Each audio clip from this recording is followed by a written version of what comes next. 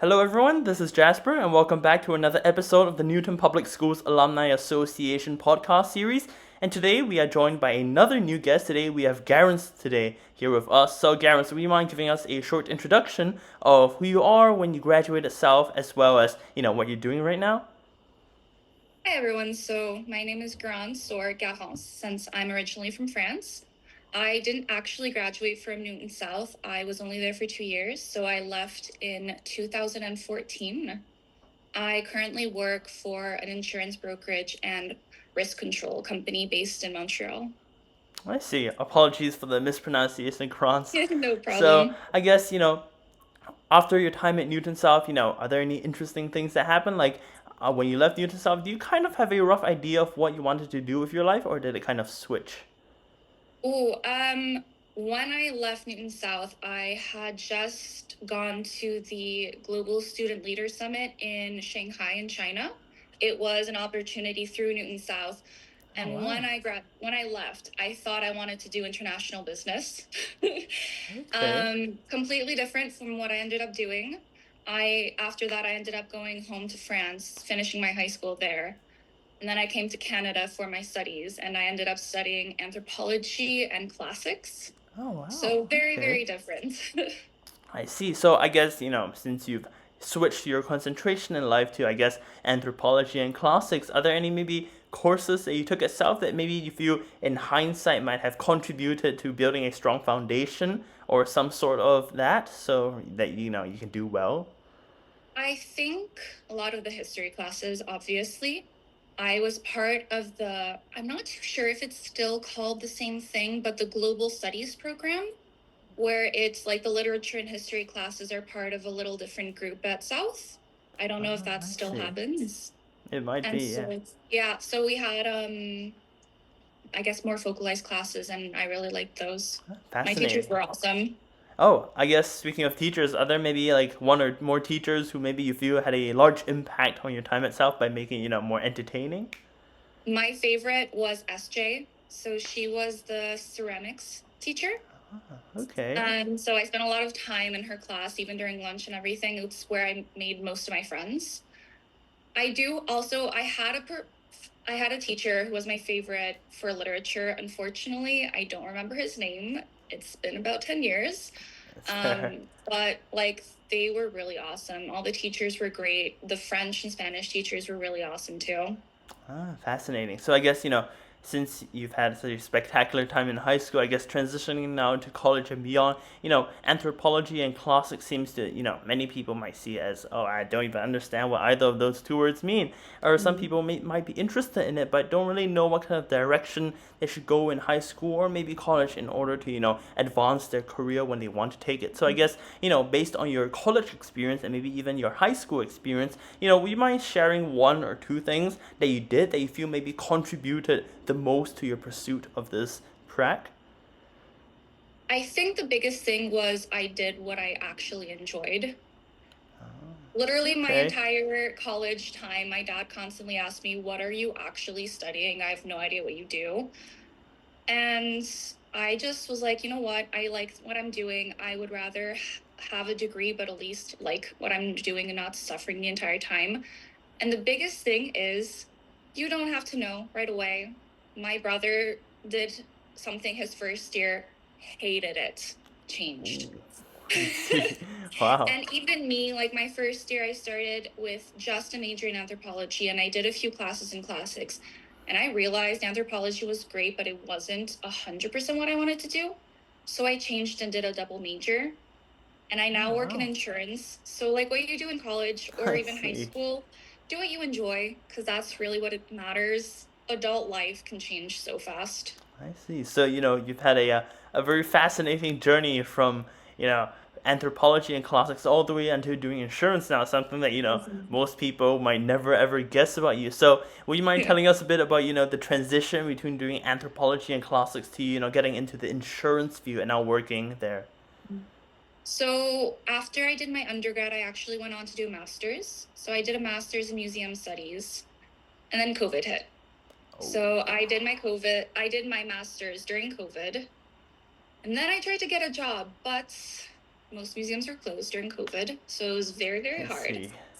And I actually just ended up having a friend who was in insurance said, you would probably really like this. Data Oh, entry is a big part of museums. And that was like my big thing. So I went into a data entry role.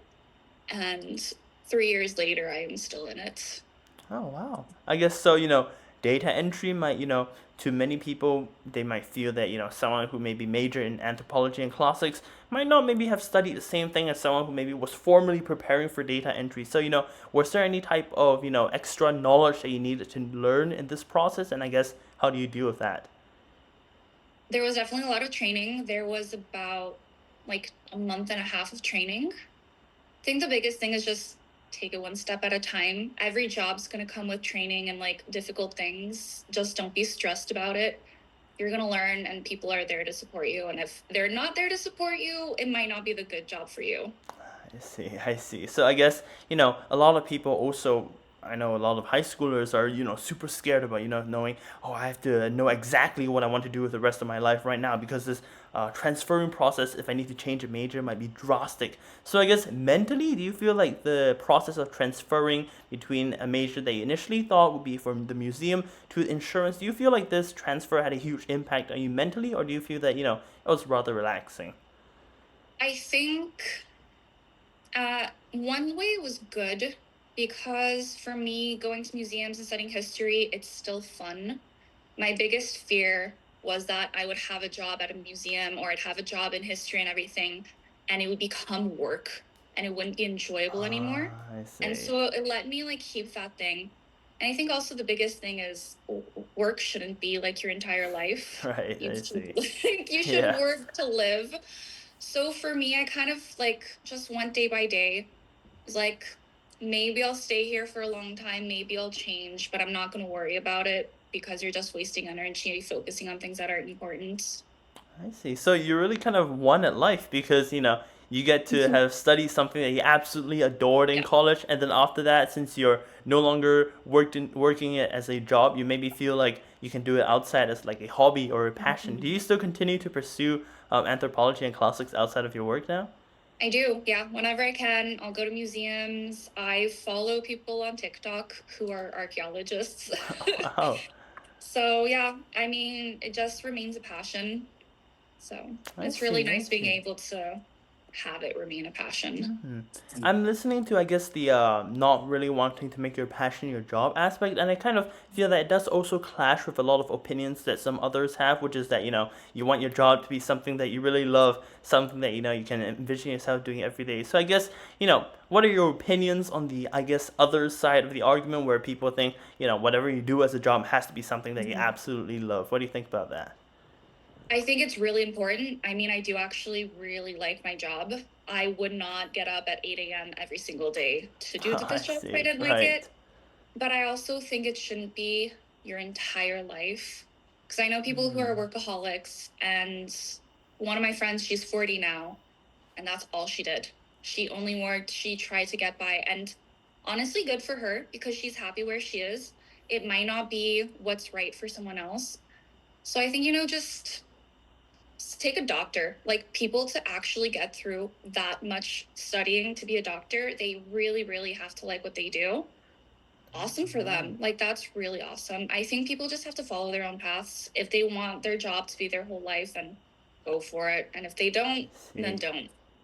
That makes a lot of sense. So I guess you really love working in insurance now, but you also really love working in anthropology and classics. So I guess is there any type of crisscross, aka when you were making the switch between anthropology and classics into insurance, did any of the information you learned from your major in college kind of like transfer over as either a soft skill or something that directly helped? I did take one class during my master's that was very, very helpful, which was Oh, databases. Because databases is basically what helps keeps museums functioning. They exist in oh. a lot of departments. And so a lot of those skills that I learned, I was able to transfer into my current job.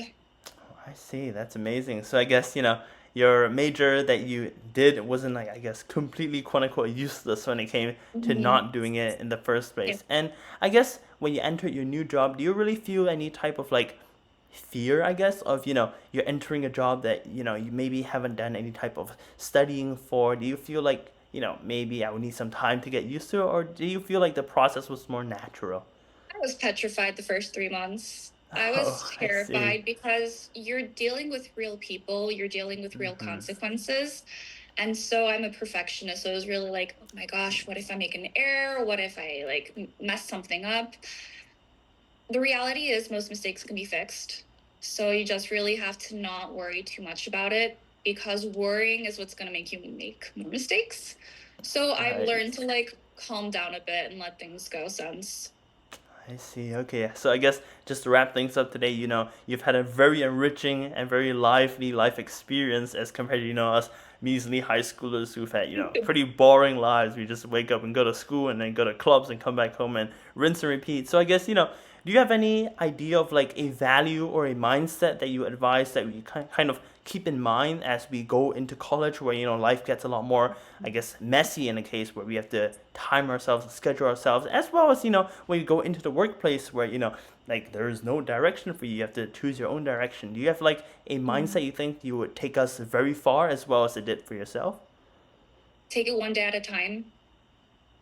University is stressful, especially depending on what department you do, what program you do. It's stressful as hell. So take it one day at a time Right.